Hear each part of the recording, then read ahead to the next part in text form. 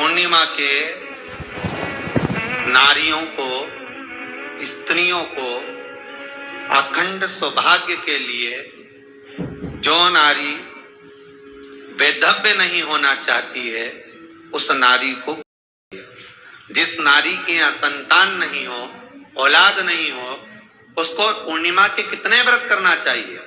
जिस नारी का पुत्र, पति बहुत बीमारी से ग्रसित हो, लग रहा हो कि ये मेरा बेटा बहुत बड़ी बीमारी में घिरा हुआ है, तो नारी को कितने व्रत करना चाहिए। स्वयं भगवान कृष्ण ने माता यशोदा को द्वापर में भी बताया है कि पूर्णिमा के 32 व्रत होते हैं। व्रत होते हैं 32। स्वयं भगवान कृष्ण यशोदा रानी को, माता यशोदा जी को भी बता रहे हैं 32 व्रत। अब आपको किसी ने बता दिया होगा कि 8 कर लो, 7 कर लो, 6 कर लो, 12 कर लो, इसलिए आपने बोला कि 12 कर लीजिए, 32 कर लीजिए। अरे यहाँ तो द्वापर की कथा भी कहती है। यशोदा जी ने एक बार भगवान कृष्ण को रोक कर कह दिया, ए कन्हैया रुको। कन्हैया बोले, बोलो माँ क्या बात है। कन्हैया जरा रुकिए, इधर आओ जरा।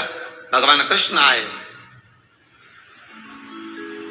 हाँ माँ बोलिए।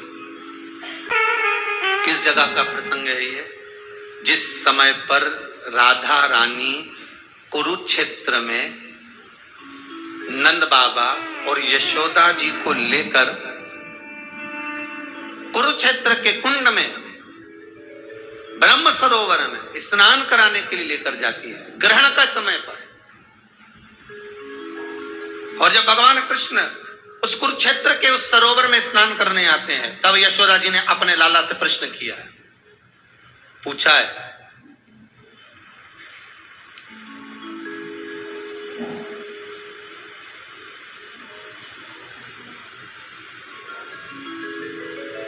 कि नारी वैधव्य होकर ना मरे।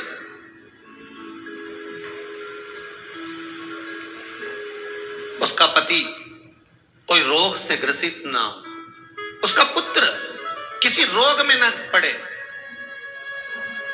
अरे भाई कितना सुंदर संवाद लिखा है। अगर किसी माता का पुत्र मान लो किसी नशे में डूबा हुआ है, कोई नशा कर रहा है और गलत नशा है, आपको लग रहा है कि ये नशे में डूबा हुआ है, आपको लग रहा है कि ये गलत जगह पर डूब गया है, आपको लग रहा है कि मदिरापान में, मांसाहार में या अधिक गांजा आदि जो भी नशे होते हैं, जितने भी नशे, उसमें डूब चुका है। और माँ उसको समझा रही है, तू नशे में मत डूब, तू इस काम को मत कर, तू ये गलत कर्म मत कर।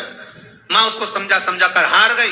तो मेरा माताओं से निवेदन है, आप उसको समझाना बंद कर दो, एक काम करना प्रारंभ कर दीजिए। हमें जो शिव महापुराण के माध्यम से शास्त्र कह रहा है कि आप 32 पूर्णिमा के व्रत प्रारंभ कर दो। उसमें करना क्या है आपको, केवल जिस दिन व्रत रहे, रात्रि के समय पर कोई भी मीठा, कुछ भी सामग्री आप चंद्र की रोशनी में, चंद्र को अर्घ देने के बाद, पूजन करने के बाद उसको रखो, और वही सामग्री जो नशा कर रहा है उसको पूर्णिमा के दूसरे दिन उसको खिलाओ। आप धीरे धीरे खिलाना चालू करेंगे, जिस नशे में वो डूबा हुआ उस नशे से वो छूटना प्रारंभ हो जाएगा।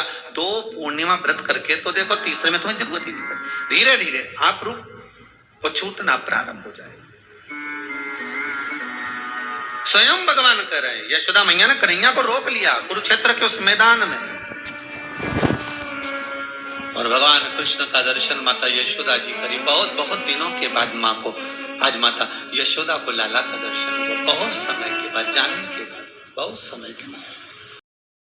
पूर्णिमा के दिन चावल का एक आखा दाना जानते हो, पूरा खंडित चावल नहीं, कितना चावल, एक दाना चावल शंकर भगवान के शिवलिंग पर समर्पित करिए। एक बेलपत्र जिसका डंडी का मुख अपनी ओर हो, जहां से चावल चढ़ाया है, उस चावल के ऊपर अपनी कामना कर रख दीजिए, और चंद्रमौली भगवान का स्मरण करिए। कौन से भगवान? शंकर भगवान का सर्वश्रेष्ठ सुंदर नाम है चंद्रमौली। चंद्रमौली भगवान का स्मरण करिए, अपनी कामना कर बेलपत्र समर्पित कर शिव जी पर 1 लोटा पानी, 1 जल पात्र समर्पित करो, कलश से जल चढ़ा दीजिए, नैनों में वो जल लगाकर अपनी कामना कर वापिस घर को आइए। अगली पूर्णिमा आएगी, जो मेरा चंद्रमौली भोलेनाथ से